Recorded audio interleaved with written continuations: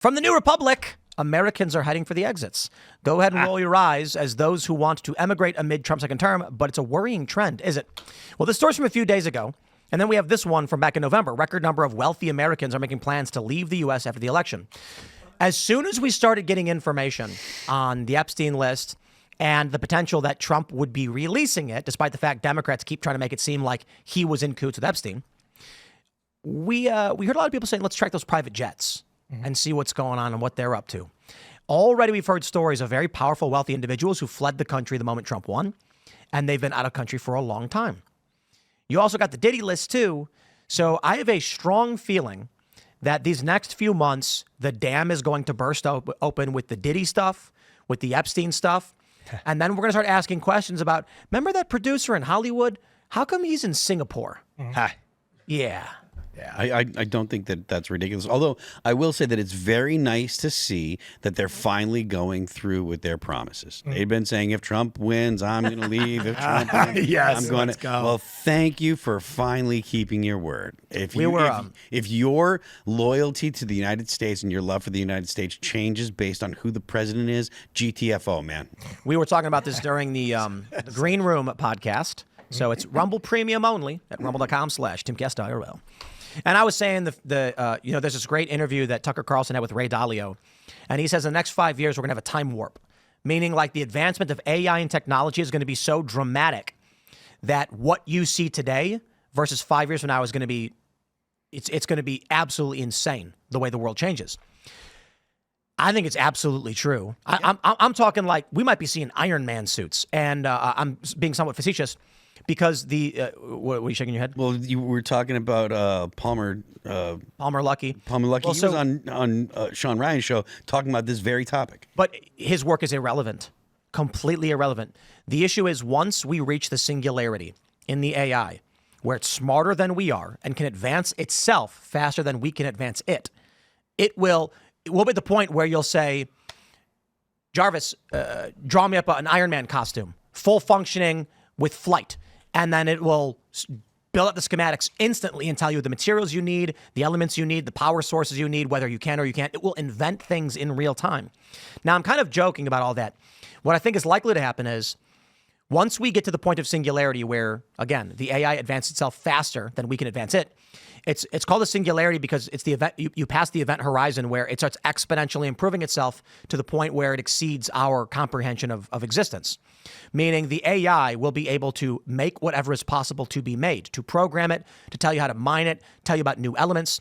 I believe one of the first things we'll see is read-write technologies in Neuralink, and I'm going somewhere with this.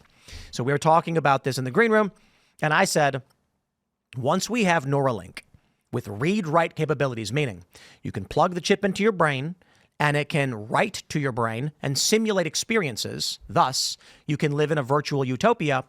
We, as good stewards of this country and moderate to conservative Americans, should take a small portion of our wealth and share it with the poor liberals for the purpose of plugging their brains into the Neuralink, where they can go in the pod, eat the bugs, and live in their paradise utopia and leave us alone.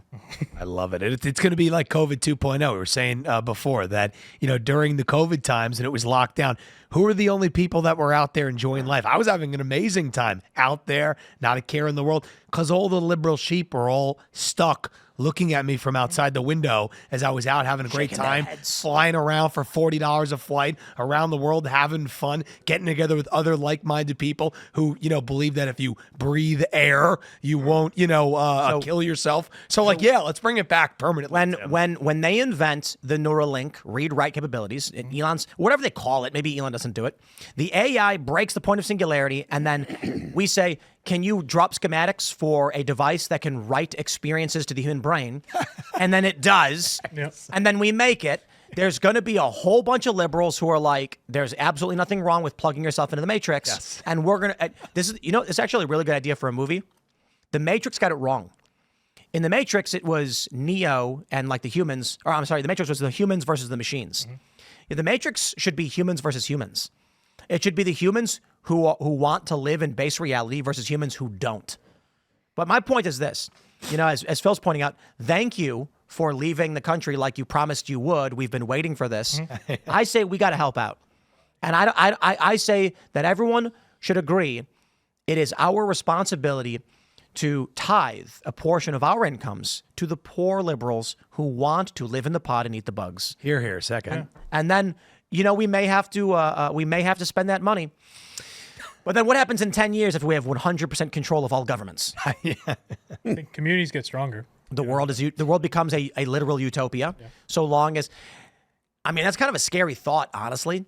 Because let's say you live in this society where let's say the Trump MAGA movement comes to terms with the far left, and they're like, look, we're going to give you unlimited Neuralink, utopia, hyper universe, whatever matrix. We'll service and pay and make sure the machines are operating forever, and you will live in paradise in your pod eating the bugs. The world will heal, and you will experience nothing but pleasure. Let's say they agree to it.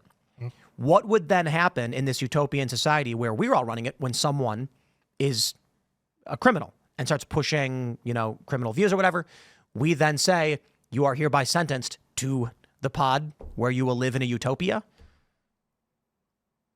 Yeah. A criminal breaks the law. You take them from your society. You put them in the pod. You hook their brain to Neuralink, and now they live in their weird little paradise. In their little utopia, yeah. Well, so there are people that are going to object to that because they think that people should be punished.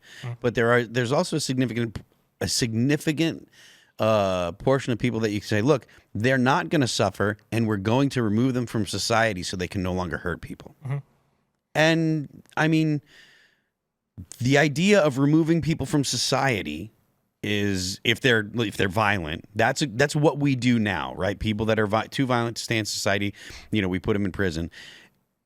And you could probably get even the most bleeding heart liberals to say, okay, we're cool with it if those people that are removed from society aren't going to suffer. Now, there are people that are like, no, they need to be punished, that won't go along with it. Yeah. But let me ask you guys. Let's say you got convicted of a crime and you're sentenced to prison. I don't know. Let's say it was a financial white-collar crime and they're like, hey, it's 2 years or whatever. You shouldn't have mailed those things or whatever you did.